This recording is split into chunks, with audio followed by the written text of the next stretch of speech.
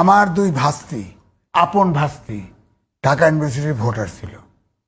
তো রাত্রে আমি ভোটের পরে জিজ্ঞেস করলাম যে তোমরা ভোট দিছো কোথায়? কয় শিবিরকে। বলল কেন? জানার ইচ্ছা হলো কেন? কয় তারা গরম পানি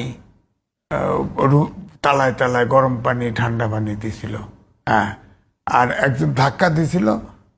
তারপরে ওই শিবিরের ছেলেরা এসে কেন মেয়েদেরকে নারীদেরকে ধাক্কা দাও, হ্যাঁ, পক্ষে তাদের সহানুভূতি। এক, দুই, আরেকটা হচ্ছে যে যদি ছাত্রদল পাশ করে তাহলে ছাত্রলীগের মতো হেলমেট বাহিনী ফিরতে পারে, ওই টর্চার সেল গণরুম এই সেই আসতে পারে।